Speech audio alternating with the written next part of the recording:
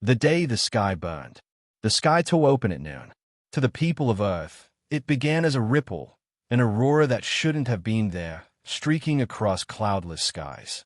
Then the stars dimmed.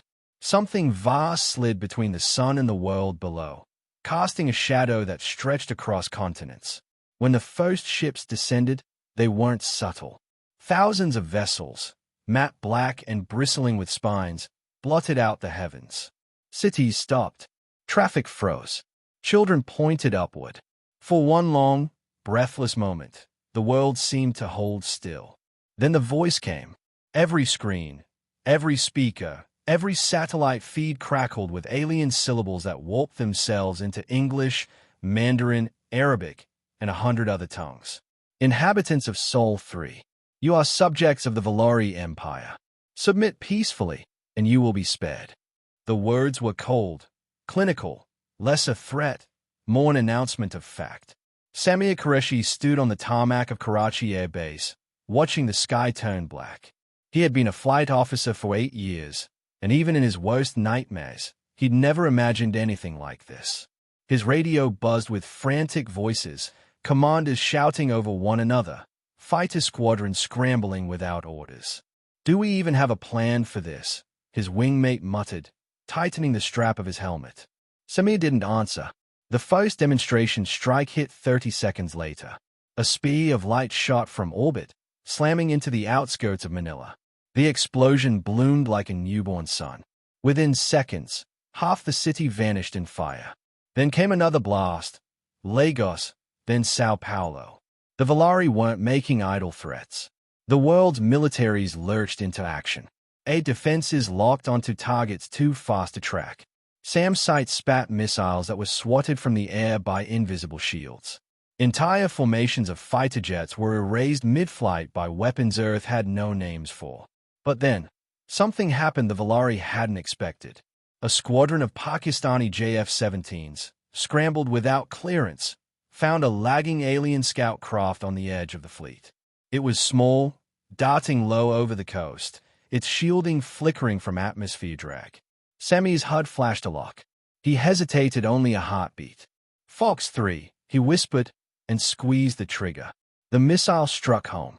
The alien craft spiraled, belching fire, and exploded over the Arabian Sea. Pieces of its hull rained into the waves. On the ground, civilians who had been running for shelter stopped and stared as the wreckage fell, their fear cracked by something raw and dangerous: hope.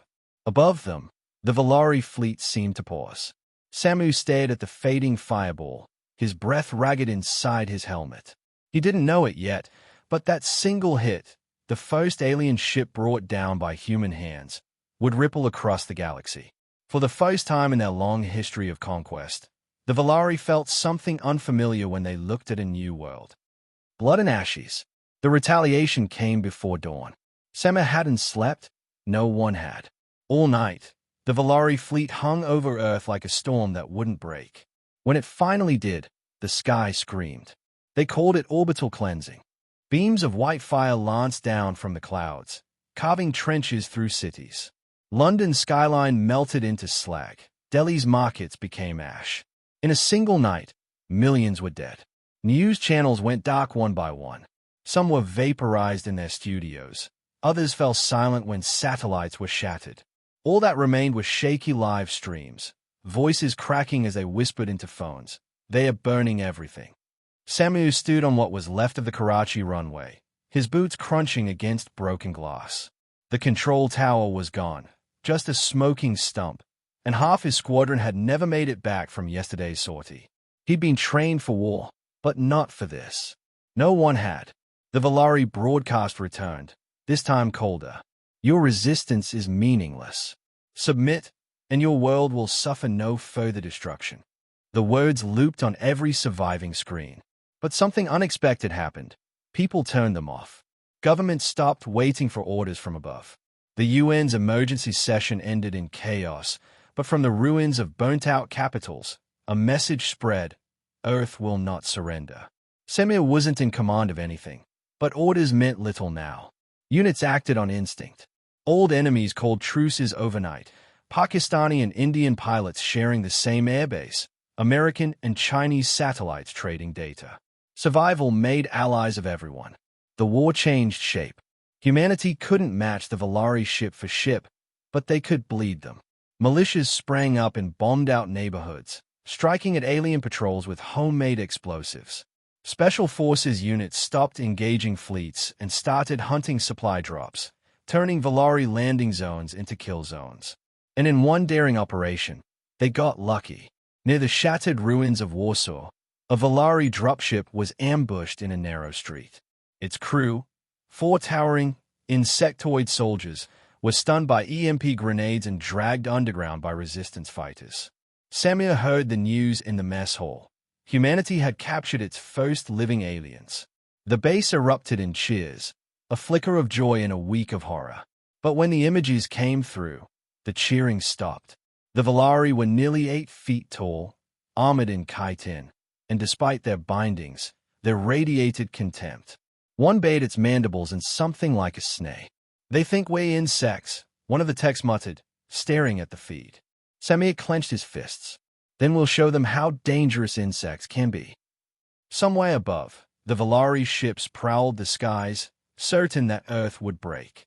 But on the ground, in the ruins and smoke, humanity was already adapting. The turning point. By the 3rd week, the Valari stopped calling it an occupation. They had expected Earth to fall in days, its people shackled and silent. Instead, their fleets were bogged down in endless skirmishes, their patrols disappearing into forests, deserts, and city ruins, and never coming back. Samir saw it firsthand. Karachi Air Base had become a hybrid monstrosity, part military hub, part junkyard, part laboratory. Engineers in scorched uniforms worked side by side with hackers and scavengers, dismantling captured Valari tech. A broken rifle here, a melted sensor array there. It all went onto tables, where Earth's brightest minds worked like surgeons. One night, Samir walked past a hangar and stopped in his tracks. A Valari plasma rifle, still slick with alien ichor, was laid out on a table. Wires and tools surrounded it like an autopsy. A young scientist grinned up at him. "We figured out how to make it fire," she said, eyes wild with exhaustion. "It's not perfect, but it works." Soon, every ambush carried those weapons. Humans didn't just steal the Valari's tech, they improved it. Plasma rifles with human grips. Hybrid drones running on alien batteries. EMP warheads cobbled from microwave parts. And they didn't stop there. Captured aliens broke easier than their weapons. Under interrogation, one officer cracked, its chittering voice trembling as it spat out the truth. Earth was supposed to be simple. A low-tier conquest. We misjudged. It confessed what Samir and the others had begun to suspect. The Valari hadn't studied Earth closely. They hadn't accounted for jungles that swallowed whole squads, oceans that ripped their dropships apart, or mountain blizzards that froze them mid-march. They hadn't accounted for humans. Word spread fast. Soldiers shared stories over cracked radios, ambushes in the Amazon, traps in Afghan caves, frozen wastelands in Siberia where Valari troops simply vanished. The aliens started whispering, too.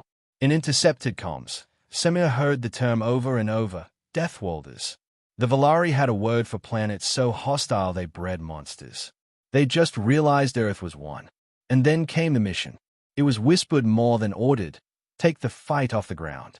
4 weeks, humans had been reverse engineering not just rifles, but engines.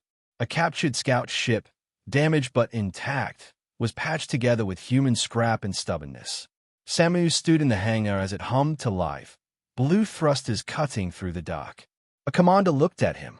"You wanted to hit them back. Here's your chance."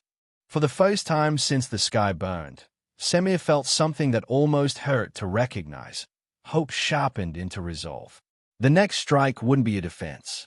It would be the beginning of Earth's counterattack. Humanity strikes back. The captured scout ship was ugly, mismatched plating and exposed wiring. But it flew, and that was enough. Samu sat in the co-pilot's chair, helmet tight against his skull, staring at the stars beyond the viewport. He couldn't believe it. Humans, in space, riding a stolen Valari craft like a half-broken horse.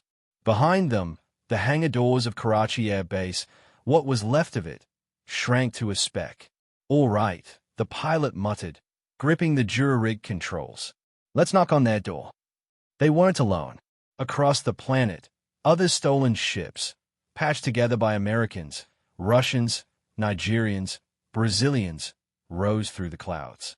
Hundreds of launches, all hidden beneath the electromagnetic chaos Earth's hackers had unleashed to blind Volari senses. For once, the invaders didn't see the strike coming. The plan was reckless. Board or destroy the Volari flagship. No one said out loud how slim the odds were. Semir didn't need the odds. He needed the target. The flagship loomed ahead, a black dagger against the stars, kilometers long. Even scarred from weeks of fighting, it radiated power. The Volari noticed them then. Fighters launched, plasma fire streaking past.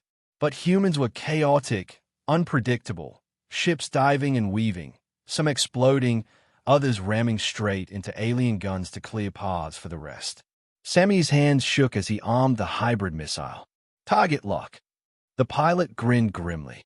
"Do it."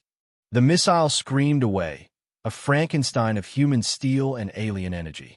It slammed into the flagship's shield and punched through. The explosion lit the void. Cheers crackled across comms, but there was no time to celebrate.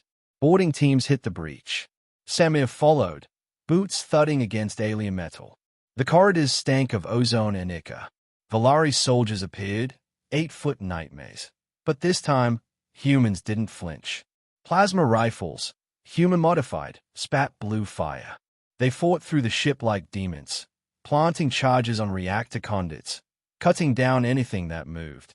In the command chamber, they found it, the Volari admiral, towering and armored, mandibles clicking in disbelief. "You are primitives," it hissed. "You cannot." Semir shot it in the throat. The reactor charges blew seconds later. From Earth, millions watched as the Volari flagship, centerpiece of their fleet, shattered in orbit, debris raining down in streaks of fire. The Volari broke. Without their command ship, their fleet stuttered, then scattered, retreating into the black. The war was over, at least for now. Semir stood on a ridge outside the ruined base days later, staring at a sky no longer full of ships. The air smelled of smoke and salt water. "They'll be back," someone said quietly beside him. Semir nodded. "And we'll be ready." The Volari had come for slaves. Instead, they left with fear.